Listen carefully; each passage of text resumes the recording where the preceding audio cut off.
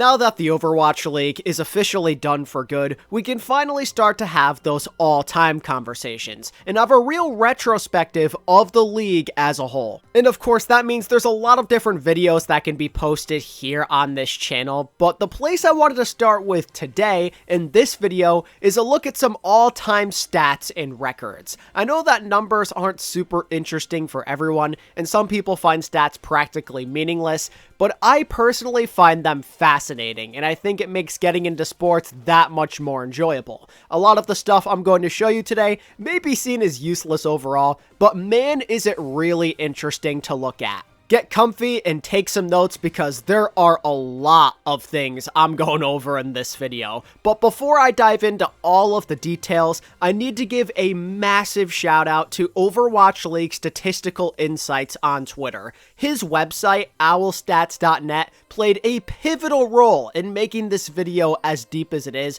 so I would appreciate it if you could give his Twitter page some love, and of course, check out his website. Links will be provided in the description. The first place I want to start with is all-time records, and these records include every single game that a team has played. Regular season, playoff, tournament, this is all included. And to the surprise of absolutely no one, the best record in the Overwatch League belongs to the San Francisco Shock, and I mean that both from a win percentage perspective and in total wins. After 6 years, they sit at 141 wins and 66 losses with a 68% win percentage. The only team even at the 60% mark, and the only team even close to 70 for that matter. And even from a loss perspective, only a couple of other teams in the league have less than 70 losses, all of which are expansion franchises who have played a significantly less number of games. And how about that map differential, man? 216. They are dominating in that category. I mean, a couple of teams sit at 80, like Infernal and Gladiators and whatnot, but holy moly, it's just a bloodbath out there. They dominate in this statistic. What else would you expect from the only true dynasty of the league, right? Some other interesting things, like here in the top 3, you have teams like Infernal and the Gladiators. The Gladiators make a lot of sense. They've been consistent across the board for most of their existence, but Soul Infernal I have found very fascinating. Yes, they've usually been pretty relevant in the scene, but to see them hover around a 59% win percentage, knowing about all their failures and a couple of seasons where they weren't the greatest, is fairly impressive.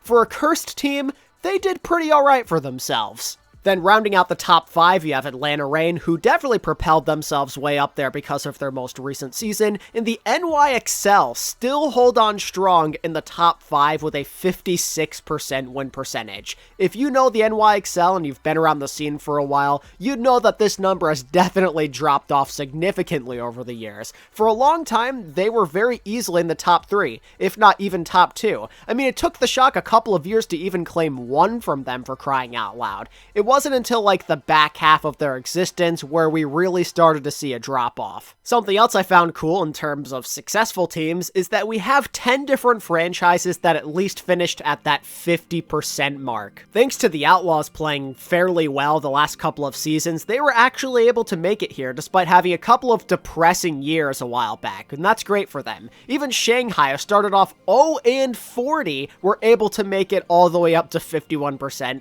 Dallas started off really bad for a few years. They're at 53. It's really neat to see some of these teams who struggled for a long time finish almost near the top. On the flip side of things, though, let's look at the bottom teams in terms of win percentage and record. So, interestingly, well, I mean, probably not that surprising, you have the Vegas Eternal occupying the number 20 spot with a 34% win percentage. Vegas only had one true strong season, so I don't think it's entirely surprising. For a very long time, this was a contest between teams like the Justice and the Mayhem, but they've had a couple of good years in recent memory, while Vegas are basically just holding on to 2020 as their only real significant experience in their history. It also helps that they had back-to-back horrible seasons. I mean, some of the worst we've ever seen. A 1-win season followed by a 0-win season definitely is going to help there. At 41-77, they're the only team to be below 50 wins in Overwatch League history, and they're also the only team, as you can see, with a minus 100 or worse map differential. Even teams like the Justice, Valiant, and Mayhem, who struggled for a long time, are a lot better off. I think most of the bottom teams that you see here all make sense, and they are the exact suspects who you'd expect to see. The Justice pretty much have never had any real amazing seasons, and they've had a lot of really bad ones as well, especially their first couple stints in the league. And the Valiant, they started off as one of the more respectable franchises for the first half of Overwatch League history, but then they took a nosedive once they moved to China, so no shocker to see them firmly in the bottom 3. Also, you have the Toronto Defiant and Boston Uprising. I mean, enough said there. Boston have only fielded like 2 successful teams ever, and Toronto Defiant are middle of the pack like every single year. It's pretty obvious also on this list who got carried by like one really good season. Like alexyOWL for what they did in seasons, I guess, 1 and 2. The Titans for that one good year in season 2. I just find it all very fascinating, as the numbers could be a lot worse if it weren't for those lucky seasons they had back in the day. But also, the opposite is true. Some of these teams had a couple of really bad years that skewed results that were otherwise pretty good. Let's take a look at the total losses just to get another perspective on this. The Florida Mayhem have the most losses in Overwatch League history at 105. They're the only team that reached that margin, with Boston just falling one short at 99. And I mean, look at the Dragons. They're 101 and 95, but they're also dealing with an 0-40 season. Just imagine if they were just decent in Season 1, what their record could be looking like, how many more wins they could have had. And of course, because they had Season 1 as well, that extra season, a lot of the inaugural teams are the ones you're going to see near the top, with the exceptions being like alexyOWL and the Shock. I still can't believe the Shock didn't even reach 70 losses. That is just a ridiculous number. And if it weren't for Chengdu literally dropping out this year, Atlanta Reign were going to be the ones who finished with the least number of losses in league history, and then the Spark followed by the Shock. Shout out to Chengdu. Just to highlight a couple of other interesting things about this graphic in terms of maps. Map differential, like I said, Shock were easily number 1, over 200, that's ridiculous. But then you have teams like Gladiators, Infernal, Reign, and alexyOWL, once again rounding out the top 5. I feel that all of the teams that have usually been competitive in their history are where they should be. I mean, I think it's fascinating that only 9 teams have finished with a positive map differential. The Dragons got so close. They were going to be there if it weren't for what happened this year, unfortunately. But that's also what happens when you're an 0-40 hole, right? It's kind of hard to get into that positive number, just knowing that you lost 40 straight games, always being in that minus territory. I give them props for turning that around. Something else about the whole map wins and losses thing that I thought was interesting was total map losses. Nobody lost 400 or more. The Mayhem got dangerously close at 399, but they just fall short of the benchmark. Also, every inaugural season team lost at least 300 maps, so it's cool to see those guys sticking together, but not too shocking considering they had an extra year under their belts. Something else that I saw that was really cool near the bottom is the fact that Atlanta Reign are tied for second least number of map losses, despite being usually relevant every year and playing in tournament matches, having those extra games where they can lose matches. The final thing I wanted to include from this graphic is tournament wins and losses. This includes both the playoffs and any other regular season tournament that's happened. The Shock, again, no surprise, at number 1 with over 40 playoff wins under their belts, and they never even cracked 20 losses despite playing in like every tournament under the sun. That's really cool for them. But also something that's pretty cool about this graphic is the fact that the 4 inaugural season teams that had the worst records are all in the top 5 for this graphic. Mayhem, Dragons, Dallas, Shock, they all made the cut.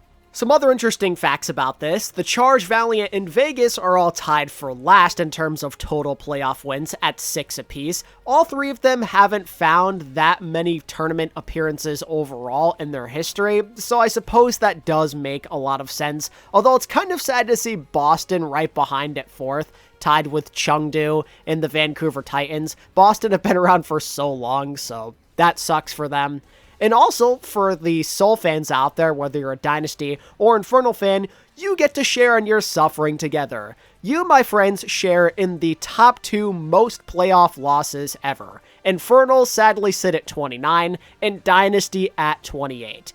Infernal/Fusion are cursed, so yeah, totally makes sense. But with Dynasty, I think they mostly just suffer from constantly running into the Dragons in those APAC tournaments. They've been a thorn in their sides for a while, and we'll talk a bit more about that later in the video. That's enough about win-loss records. I want to transition over to accolades now. Award winners, if you will. So first things first, let's get the obvious out of the way. The San Francisco Shock end up with the most Overwatch League championships at 2, the only team to reach that number. Your other winners are Florida Mayhem, Dallas Fuel, Shanghai Dragons, and London Spitfire. That means that 1/5 of the league was able to win a league championship, which ain't too bad considering the nature of esports and how unpredictable things can be. Another fun fact for you is that only inaugural season teams have ever won a championship, and most of the grand finals have only been between 2 inaugural season teams. I guess the 12 OGs just reign supreme forever. If you go to tournament victories overall, that honor belongs to the Shanghai Dragons at 6, which doubles the next highest, that being the San Francisco Shock.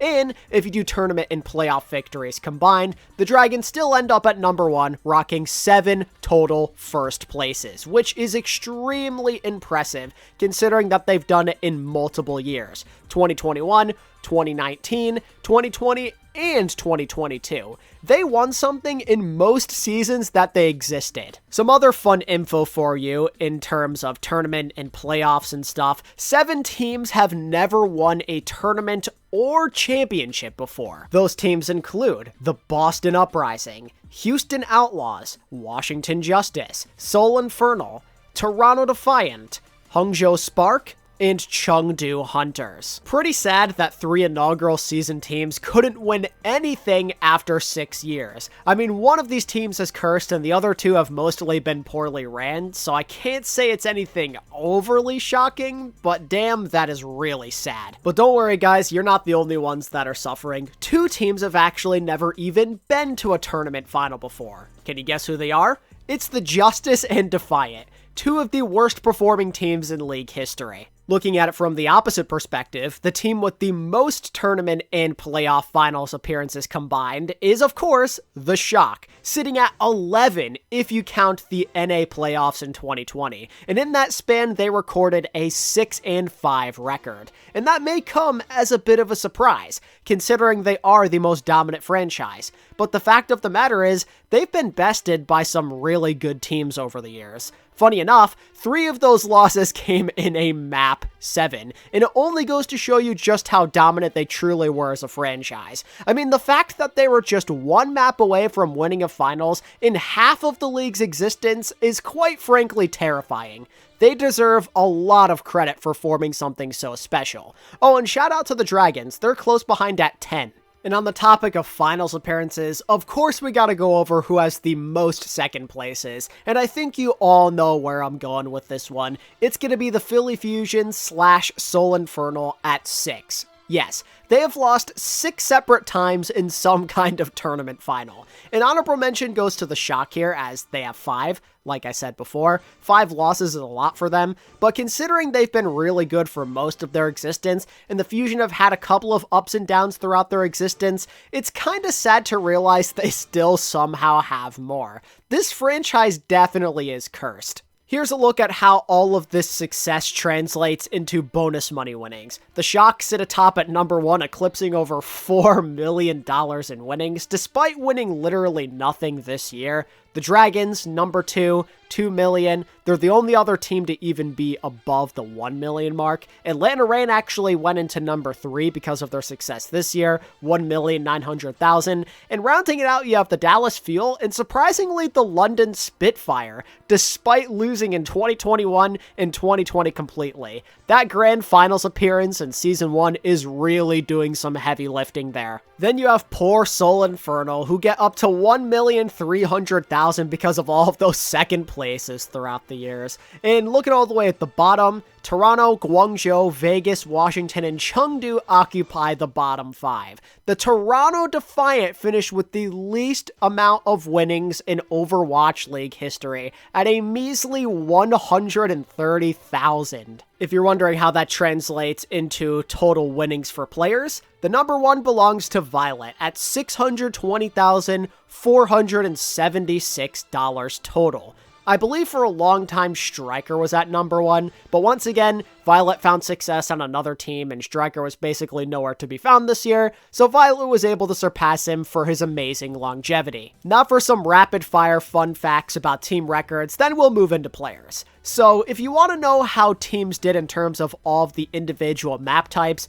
the Shock find themselves at number 1 in win percentage for 2CP, Control, and Escort. The number 1 team on Hybrid ended up being Atlanta Reign. Then on Push, the Dallas Fuel take it home, and on Flashpoint, in the one season we got to see it, the Hangzhou Spark ended up having just 1 loss on it. For most total wins and losses in a season, you have the alexyOWL really benefiting from the inaugural season, sitting at 38 total as the number 1. And over on the loss side, a lot of inaugural season teams on here. No shocker. Dragons, Mayhem, Dallas, and the San Francisco Shock all made the cut, but also you have Paris Eternal last year, and Boston Uprising in their atrocious season back in 2020. For the biggest win and loss streaks, number 1 for wins, San Francisco Shock. They got 20 wins in a row from 2021 to 2022. Vancouver had that massive streak in 2019 during the GOATS era, but then we also see Dallas, the Shock another time, and the Boston Uprising, the OG team that went 10-0 back in Stage 3 2018. For consecutive games lost, the Dragons start us off, the infamous 0-42, but not far behind the current day Paris/Vegas Eternal, 32 losses in a row. London Spitfire claim number 3. You have Vancouver over in last, but in my opinion, the saddest of all is probably the Valiant. 22 losses in a row. Basically from the end of 2020 until the beginning of 2022. They were sad for half of their existence, basically. For consecutive maps won and lost combined. Starting off, the Shock, of course, the Golden Stage, 28 straight. We all know the story, but they also appear on this list 2 other times, which is kinda wild.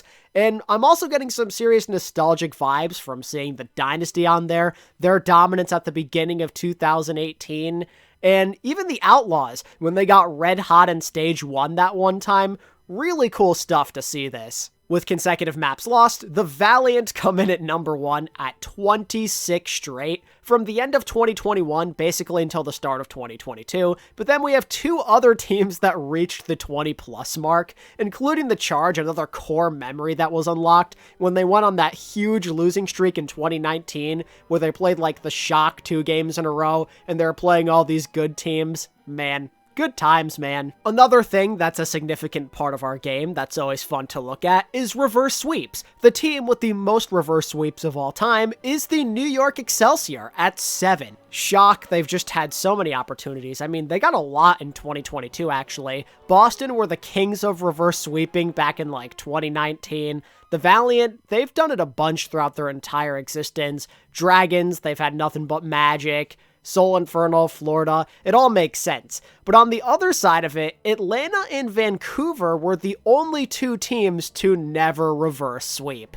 But who's been the victim of being reverse swept the most? Well, it's actually a tie between the Infernal and Gladiators. That's insane to me that they've both been reverse swept 8 times. Just the victims of bad luck, huh? Then you have the Justice, alexyOWL, and Reign capping off your top 5, and then 3 teams have never actually been reverse swept. That being the Shock, the Valiant, and the Dragons. And finally, to wrap up your team stats for the video, we're returning to a point I made earlier when talking about the Dragons and Dynasty beating each other a lot. The most wins against one franchise. That honor belongs to the Shanghai Dragons, who have defeated the Seoul Dynasty 18 times. They really did meet each other and get in each other's way a lot in the APAC region over the years, being super competitive against one another in tournament matches, and with that high of a number, I can't even blame Dynasty fans for having some kind of animosity towards the Dragons franchise. That is extremely frustrating to see. There's a lot of other stuff here. You can pause it if you want to look at it. Just like with all the other stats, I'm going to move on now and shift gears over to player stats. Let's get the general stuff out of the way with what's equivalent to like a team winning a championship. Starting with the most number of role stars. The person with the most is Lip, rocking 4 Role Star awards. He won a Role Star every single season of his career. That is some absurd consistency. The players who've won the most Role Stars per position are of course Lip at 4, like I said before, for DPS. Then you have Tank, which is a tie between Hanben and Fearless at 3 apiece. And support is going to belong to Fielder and Fielder alone, who ripped off 3 straight Role Stars from 2021 to 2023. Looking into MVP, the role with the most awards here has been DPS by a mile with 4. And the same actually applies to Grand Finals MVP, with DPS once again taking home 4. For Alarm Rookie of the Year, they didn't give the award out in 2018, but once again DPS did take home the most with 3. Looking at championships and first place finishes, technically there is no clear-cut leader, a one-person leader for most Overwatch League championships. It's just a bunch of shock players all with 2. But of course, some people in the comment section will get technical, and they'll say that Rascal should be the leader because he did end up winning a ring on the Dallas Fuel as a coach. I don't really count that, but if you do, go right ahead. However, we do have a front runner for the most first places in general, and that belongs to Lip. In his career, he has amassed 7 different tournament victories, including 1 Grand Finals and 6 regular season tournaments. He defeats all of his former Shanghai teammates because he got that extra win on Atlanta Reign this year. Let's look at the top 25 for most maps played ever.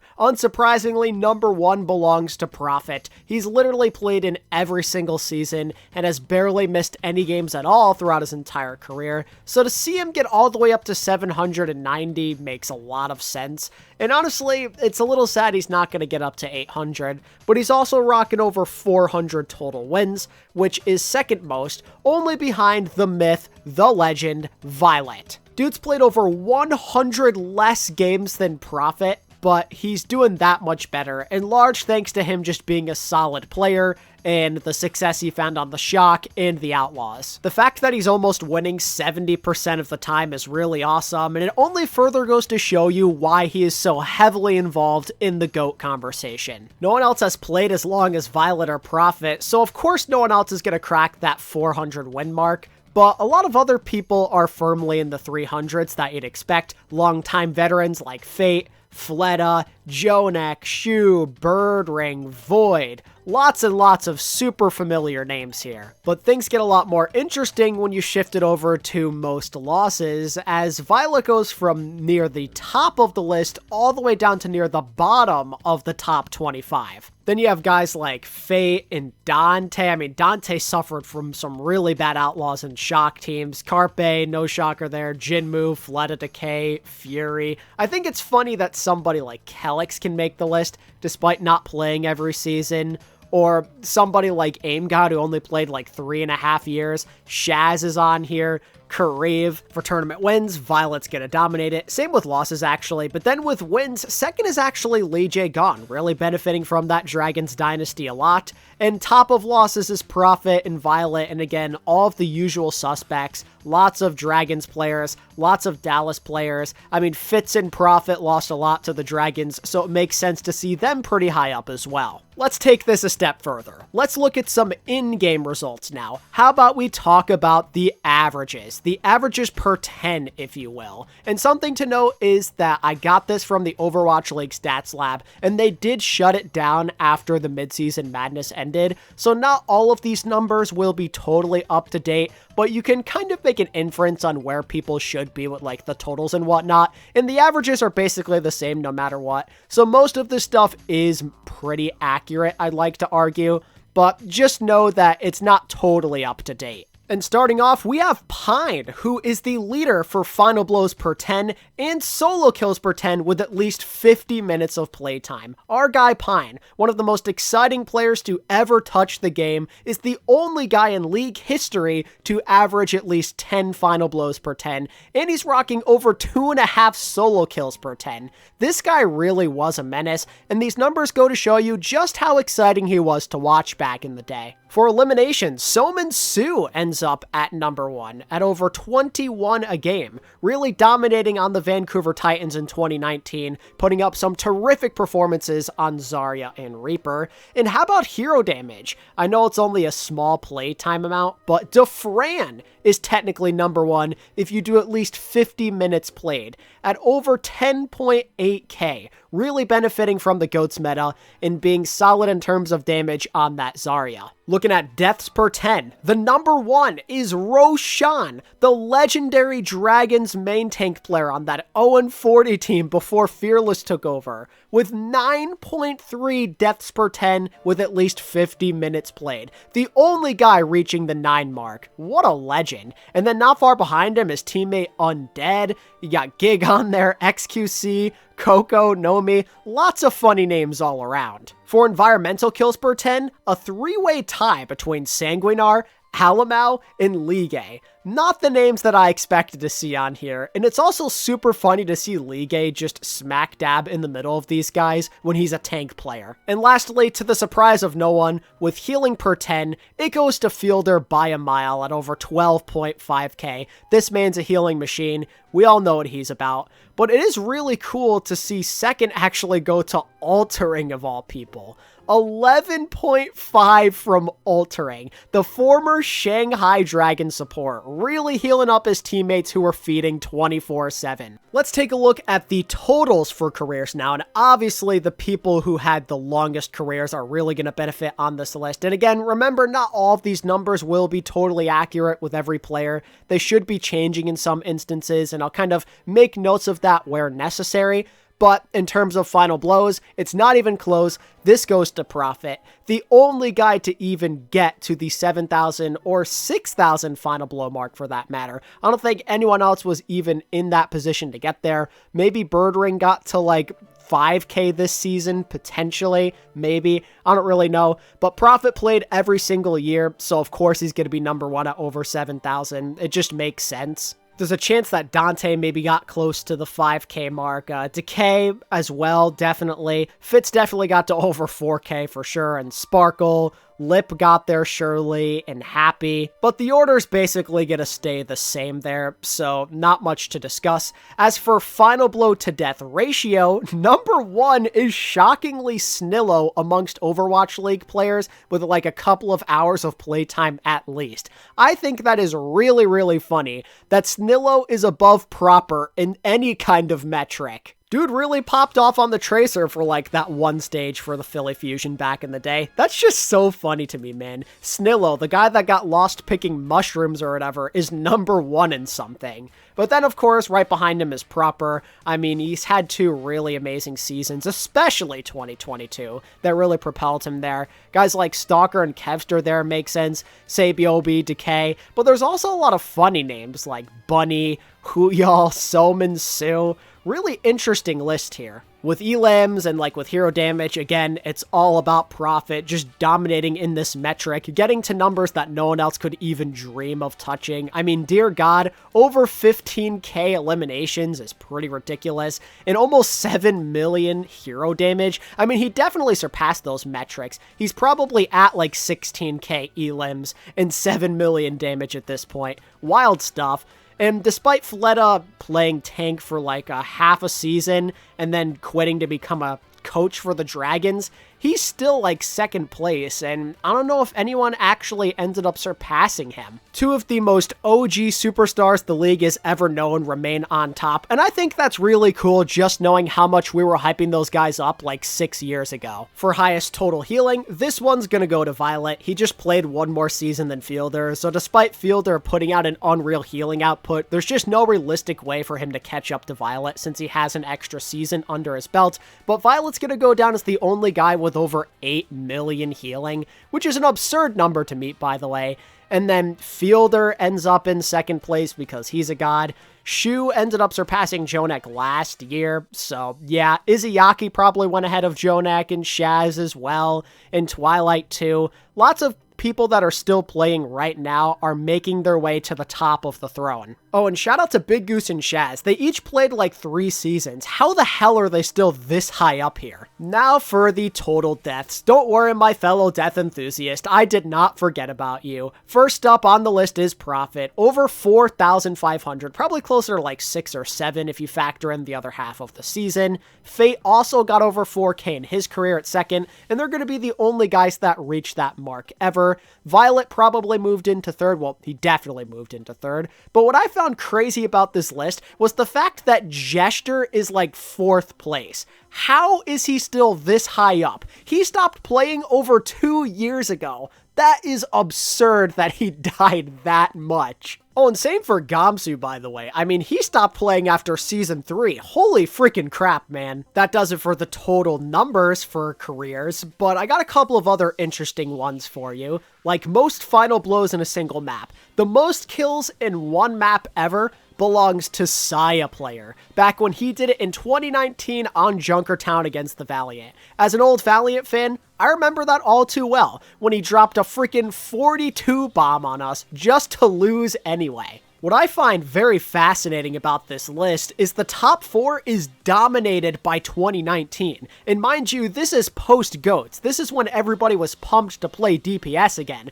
I mean, we have some vintage performances on here. SBB against the Titans in the playoffs. Corey going ham against the Titans. Like, just some really cool stuff there. And also, we have people from every single era here. Even in 2023, when they were still keeping track of the stats, Hydron was able to make it. I don't know if anybody else qualifies from the list for what happened in the second half of 2023. You can do the math for yourself, but in general, this list is pretty up to date. And the final trick I have up my sleeve in this video is Fleta Deadlifts. If you don't know what a deadlift is, it's when one player gets 50% or more of his team's final blows in a single map. The person with the biggest Fleta deadlift of all time is Seeker, who did it with the Valiant against the Mayhem on Shambali this season, getting 20 of his team's 28 final blows, which translates to a 142.9 deadlift size. There's some pretty obscure names to make the list along with all of the people you'd expect. I mean, friggin' Valentine is on here,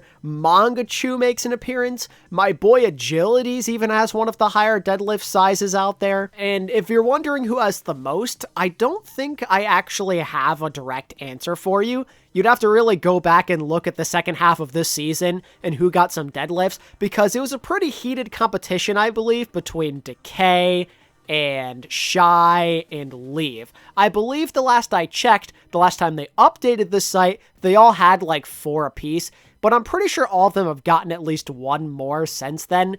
So you'll have to be the judge of that and count for yourself, but just know it's likely one of those 3, if not some sort of tie. But yeah, that's a stats retrospective of the 6 years of the Overwatch League. There's a lot of really interesting things on here that I didn't even get to, so again, definitely check out owlstats.net if you want to learn some more, and there's probably some other things I might have forgotten about completely that are important, so make sure to list them off or any other fun fact that you have down in the comments below. And if you enjoyed this video and you want more Overwatch League history content just like this, give this video a big fat thumbs up and subscribe to the channel if you're new. And until the next one, this is ATP, signing out. Peace.